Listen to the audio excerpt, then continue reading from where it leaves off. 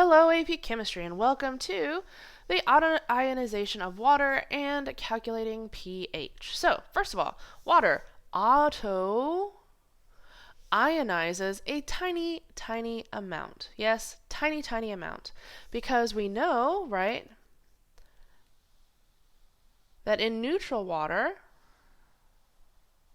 the amount of hydrogen ion or hydronium ion is equal to the amount of hydroxide ion, and the product of both of these is equal to 1 times 10 to the negative 14th, which means that the concentration of each of these is 10 to the negative 7th in neutral water. Yes?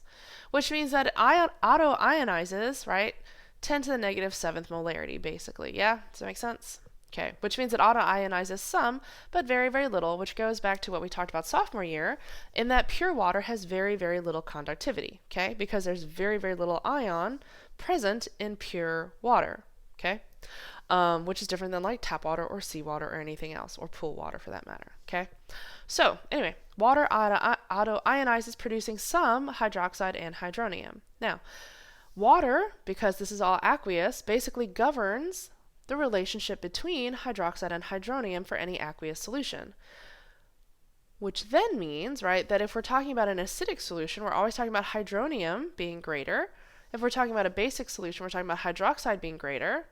But because it's aqueous and water is present, right, it's still all governed by the fact that hydronium times hydroxide has to equal 1 times 10 to the negative 14th.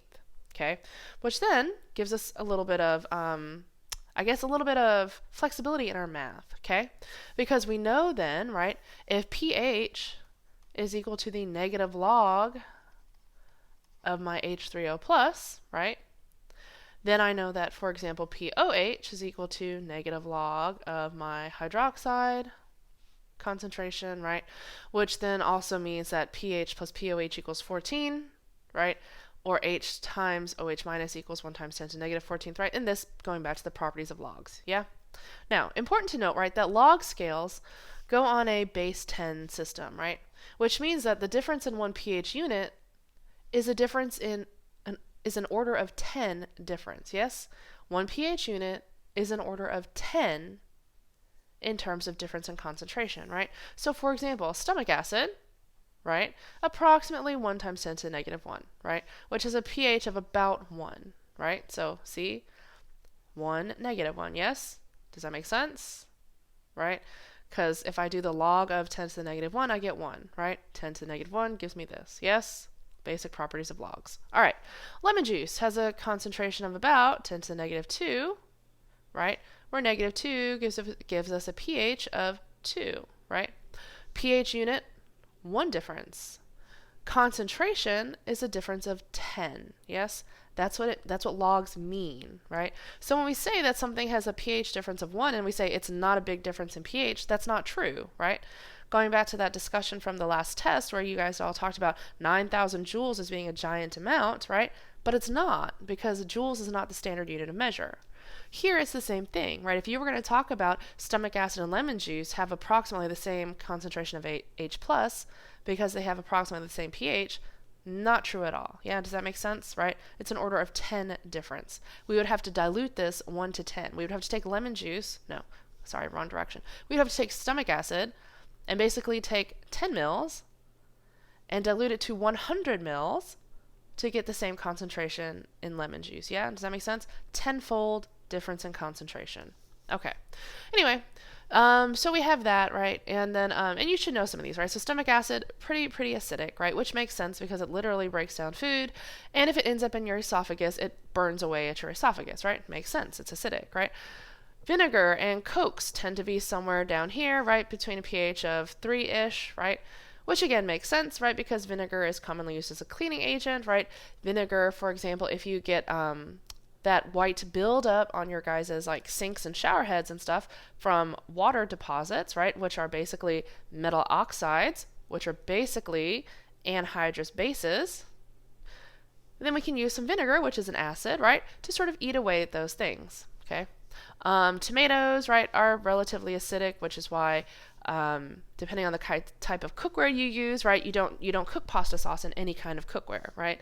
Coffee though can also be a little bit basic. Coffee has a lot of different flavors in it. which is why coffee is such a that's why people talk so much about the flavors of coffee, right? Because there are so many flavor components there. Rain, saliva, milk. So if you look here, right, all of these are our sour things, right? Bases tend to be bitter. Things that are bitter are basic in general in terms of flavor. So blood, you should know what that is, approximately 7.4, right?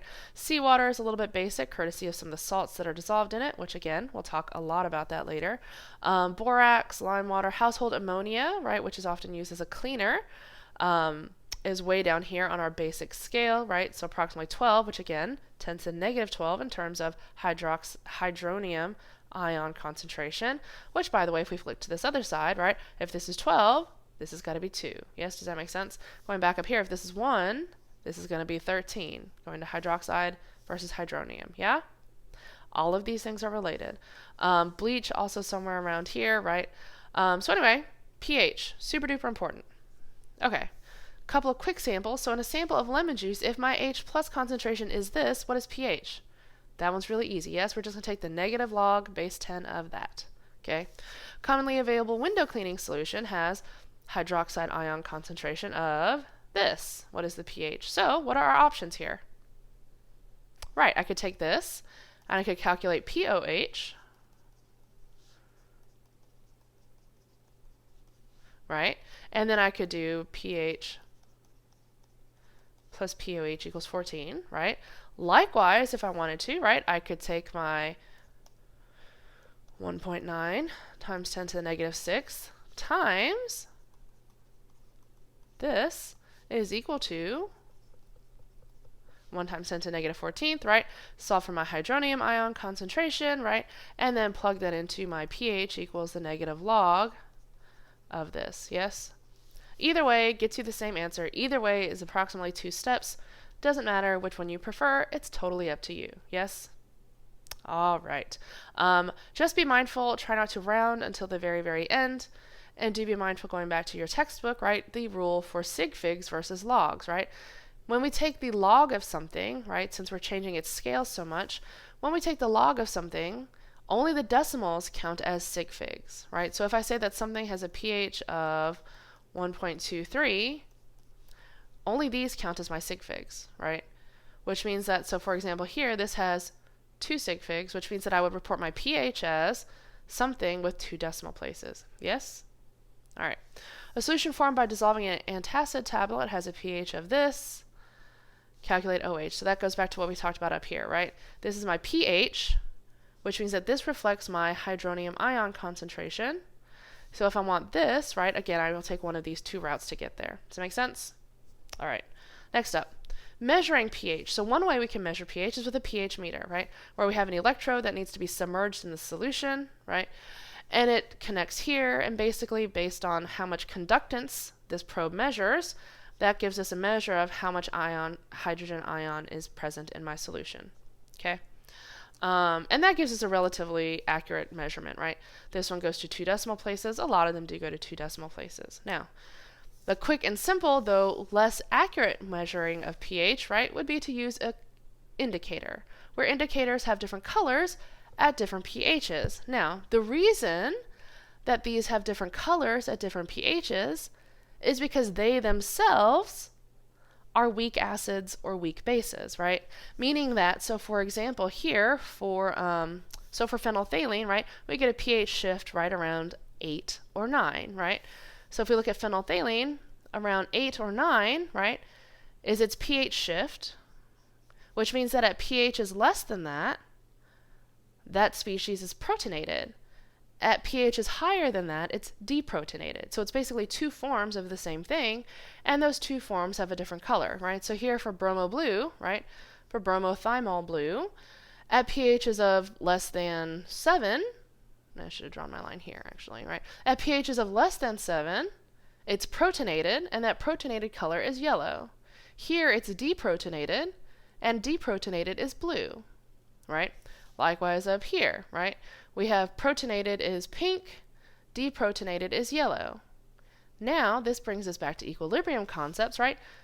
In terms of why this one is green, right? This one is green because if the deprotonated is yellow, protonated is blue, but we have a mix of protonated and deprotonated, we end up with something that's green, right? Likewise here, if protonated is clear, deprotonated is pink. In between, we're going to get a pale pink if we have a mixture of both of those species. Yes, same thing up here.